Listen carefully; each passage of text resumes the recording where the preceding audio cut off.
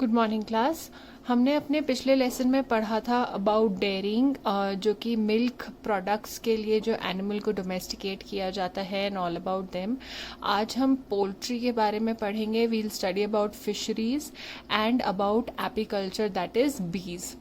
तो पोल्ट्री से स्टार्ट करते हैं। As you can see in the picture, it's about some birds. जब हम बर्ड्स को डोमेस्टिकेट करते हैं, मतलब पालते हैं, birds like geese and ducks and chicken and turkey is this. इनको इनके एग्स के लिए या फिर इनके मीट के लिए अगर पालते हैं, डोमेस्टिकेट करते हैं या ब्रीड करते हैं, उसको पोल्ट्री फार्मिंग बोलते हैं। Egg laying bird is called a broody hen, and मतलब जो बर्ड एग ले करती है उसको ब्रूडी hen बोलते हैं। एंड अलग, जैसे डॉग्स के अलग अलग ब्रीड्स होते हैं, वैसे ही हेन्स के भी अलग अलग ब्रीड्स होते हैं। कोई ऐसे दिखते हैं, कोई ब्राउन कलर के होते हैं, कोई ब्लैक कलर के होते हैं। They all lay eggs. इनके अलग अलग नाम होते हैं, white leghorn, Rhode Island and black minorca. This is the white leghorn, this is Rhode Island and this is black minorca. ये अलग अलग ब्रीड्स ऑफ हेन है जो कि एग्स ले करते हैं या डोमेस्टिकेट किए जाते हैं। ना इनको खाने में क्या दिया जाता है, that is called as feeding.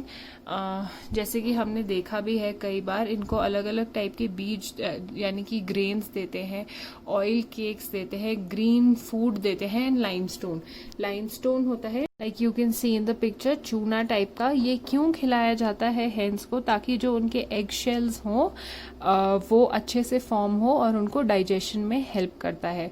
इसके अलावा उनके लिए बहुत ज़रूरी होता है कि वो पानी पिए, बिकॉज पानी पीने से ही प्रॉपर एग का प्रोडक्शन होता है, अच्छे एग्स फॉर्म होते हैं। Next is shelter. शेल्टर मतलब वो कहाँ, जिस जगह पे रखा जाता है हेन्स को, वो कहाँ रहते हैं। It should be comfortable and safe, मतलब इजीली रह सके वो जो हेन्स हैं, एंड सेफ होना चाहिए। It must be protected from cold winds and heavy rains, मतलब कि ठंडी हवा और बारिश अगर होगी तो वो सर्वाइव नहीं कर पाएंगे या उन्हें बीमार पड़ जाएंगे। तो इन सब चीज़ों से वो प्रोटेक्टेड होने चाहिए। Pens are made of metal wood and not mud because mud houses may be attacked by rats and snakes. Like you can see, ज़्यादातर जो हेन्स रखे जाते हैं वो ऐसे केज में होते हैं जो कि लकड़ी के होते हैं या फिर मेटल के होते हैं। मिट्टी के ये नहीं बनाए जाते हैं क्योंकि उसमें चूहे और सांप, रैट्स एंड स्नेक्स आके अटैक कर सकते हैं। They can kill these hens. तो इनके हाउसेस को बोलते हैं पेन्स। ज़्यादातर ज़मीन में स्ट्रॉ, मतलब कि ऐसे ये जो सूखी घास होती है वो लगाई जाती है। एंड यहाँ पे इनफ लाइट होनी चाहिए, एकदम अंधेरा नहीं होना चाहिए, थोड़ी बहुत लाइट आते रहे उनके लिए जितनी ज़रूरत है। And the last point is about laying eggs. वो एग्स ले करना कब शुरू कर जाते हैं? करीब करीब जब 6 महीने की हो जाती है हेन, उसके बाद वो एग्स ले करना शुरू कर देती है। एंड एग्स को हैच करने के लिए, मतलब जब एग फूटता है और उसके अंदर से चिक निकलता है, वो ऐसे वार्मथ प्रोवाइड करते हैं उसके ऊपर बैठ के। अगर ये नहीं हो पाता है, जो ज़्यादातर ब्रीडर्स होते हैं जो एग्स जिन्हें बेचने होते हैं, वो इंक्यूबेटर्स, एक मशीन होती है जिसकी वजह से इन एग्स को वार्मथ मिलती है ताकि वो जल्दी जल्दी हैच हो जाएं। So this was all about shelter, कि हेन्स कैसे रहते हैं। Next part is protection against diseases. अगर कोई बीमारी हेन को हो जाती है तो जो फार्मिंग कर रहा है, पोल्ट्री फार्मिंग, उसको भी नुकसान होगा, बर्ड को भी बीमारियां होंगी एंड वो फैल भी सकती हैं, जिसकी वजह से बहुत प्रॉब्लम्स क्रिएट हो सकती हैं। तो इनमें जो डिजीजेस होती हैं उनके नाम है fowl cholera, chicken pox, Ranikhet, internal and external parasites आ जाते हैं। इन सब बीमारियों की वजह से, डिजीजेस की वजह से कई बार एक तो ये बर्ड्स एक दूसरे में फैलाने भी लग जाती है and they can be fatal also, मतलब वो मर भी सकती हैं। इनको प्रिवेंट करने के लिए जैसे हम ह्यूमंस को वैक्सीनेशंस लगते हैं, वैसे ही पोल्ट्री बर्ड्स को भी वैक्सीनेशंस लगने चाहिए। एंड अगर कोई एक बर्ड इन्फेक्ट हो गई है तो उसको सेपरेट करके रखना चाहिए, मतलब अलग करके रखना चाहिए ताकि बाकी बर्ड्स में वो ना फैले। नेक्स्ट पार्ट है फिशरीज, मतलब it is about fish and इसको बोलते हैं पिस्सी कल्चर। नाउ फिशरीज मतलब कि rearing and management of fish on a large scale production. मतलब जब लार्ज स्केल, ऐसे घर में भी लोग पालते हैं, लेकिन फिशरीज वो जगह होती है जहाँ पे ब्रीड होता है, नंबर्स में बढ़ते हैं, उनको मैनेज करते हैं जहाँ पे, those are called as fisheries. Now India is surrounded by water on 3 sides which gives a rich haul of fish. That means fish कहाँ होती है? पानी में होती है। If you see the map of India, तो 3 साइड से हमारी कंट्री पानी से ही घिरी हुई है। मतलब इस वजह से हमारे कंट्री को बहुत ज्यादा सोर्स ऑफ फिश मिल जाता है। It is also cultivated in large water reservoirs. मतलब कि फिशेस की रेयरिंग एंड मैनेजमेंट बड़े वाटर रेजर्वॉयर्स, जहाँ पे वाटर स्टोर्ड रखा होता है manually, it is man made, वहाँ पे it is not natural like river, वहाँ पे भी लार्ज स्केल में फिशेस को ऐसे रेयर किया जाता है। Shrimps, lobsters, prawns and oysters are exported. तो इफ यू सी, ये श्रिम्स होते हैं, प्रॉन्स ये है, this is a lobster. Oyster लोग खाते भी हैं एंड ऑयस्टर से पर्ल्स भी निकलते हैं, तो ये अलग टाइप के ऑयस्टर्स होते हैं। इन पर्ल्स की ज्वेलरी बनती है।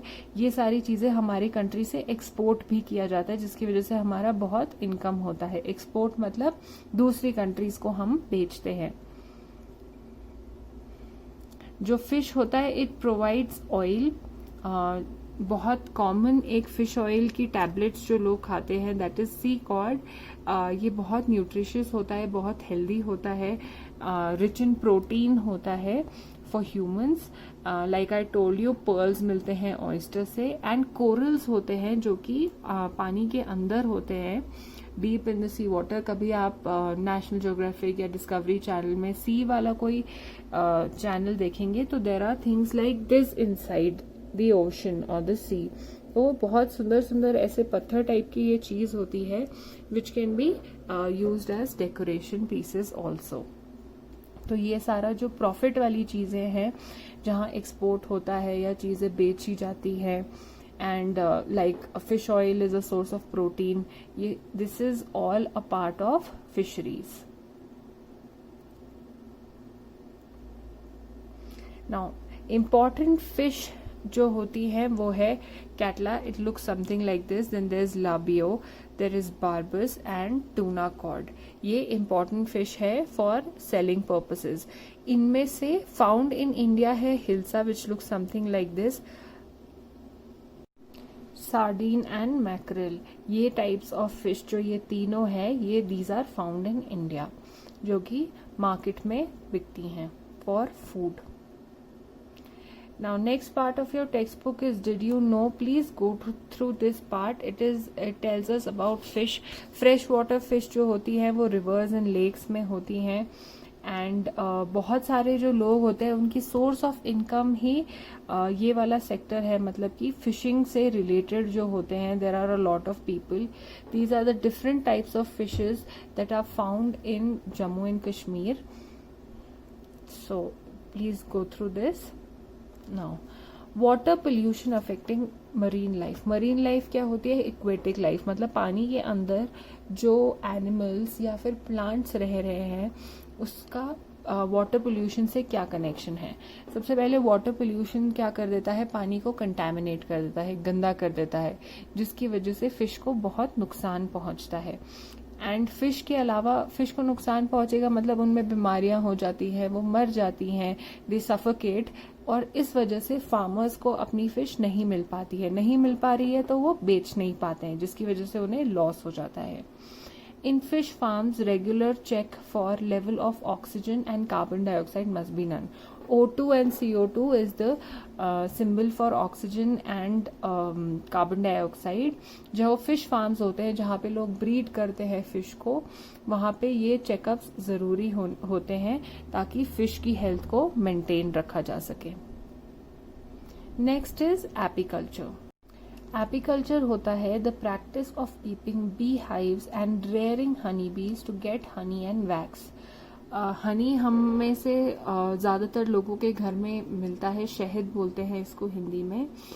तो जो ये प्रैक्टिस होती है जिसमें लोग हनी बी को रखते हैं और उनको ब्रीड करते हैं, उनका नंबर बढ़ाते हैं ताकि उन्हें ज़्यादा से ज़्यादा हनी मिले या फिर बी वैक्स मिले, इस बिजनेस को बोलते हैं apiculture.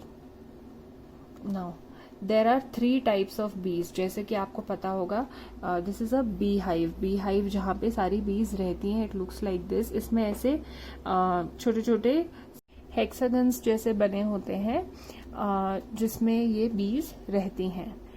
So there are 3 types of bees. First one is worker bee, second one is the queen bee and drone. इनके बारे में हम पढ़ेंगे। जो वर्कर बी होती है those are sterile females. Sterile females मतलब ये एग्स नहीं ले करती हैं। क्वीन बी जो होती है that is a fertile female, मतलब it can lay eggs. And जो ड्रोन होते हैं वो फर्टाइल मेल होते हैं जो कि एग्स के लिए क्वीन बी को फर्टिलाइज करते हैं। अब इनका काम क्या होता है? सबसे ज्यादा वर्कर बी का नाम वर्कर बी इसलिए रखा है, as you can see they have to do a lot of work. First they take care of the larvae, मतलब कि जब जो बीज छोटी वाली होती है, एग्स जो हैच होने के बाद में निकलती है, उनका ध्यान रखते हैं। They feed the young ones, मतलब इनको खाना भी यही देते हैं। They gather pollen grains and nectar, अलग अलग फ्लावर्स में जो हमें उड़ते दिखते हैं that is because they collect, gather मतलब collect pollen grains and nectar.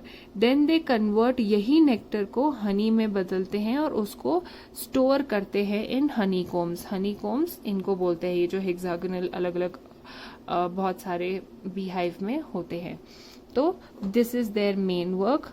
Queen bee का काम होता है just to lay eggs, and जो ड्रोन होते हैं वो इसी क्वीन बी के को फर्टिलाइज करते हैं ताकि वो एग्स प्रोड्यूस करे और बीज का नंबर बढ़े। Next part is honey is extracted by an extractor, मतलब कि हनी को निकाला जाता है बी हाइव से कुछ ऐसे तरीके से। इसके अलग अलग प्रोसीजर्स होते हैं। There are humans who do this. तो सिंस जो बीज होती हैं वो काट लेती हैं, तो ऐसे एक गेयर पहन के, ऐसे एक सूट पहन के और अपने आप को कम्प्लीटली कवर करके काम किया जाता है so that the bees don't bite. Next, honey is 17% of water, 78% of sugar with minerals and enzymes which help in digestion. मतलब कि ये हमारी ह्यूमन बॉडी के लिए हेल्पफुल होता है। अब कई बार हम देखते हैं कि जो ये हनी होता है नकली भी बेचा जाता है, तो उसकी प्योरिटी चेक कैसे की जाती है? अगर हम हनी को पानी के ग्लास में ऐसे डालते हैं तो इमीडिएटली पानी में डिजोल्व नहीं होता है, ऐसी एक सीधी लाइन पहले बनती है and it doesn't easily get dissolve. So that is how you can check the purity, कि वो प्योर है कि नहीं है, ऐसे पता चल सकता है। There are many other ways also, this is the one that is given in your text book. So students, with this we have finished this chapter.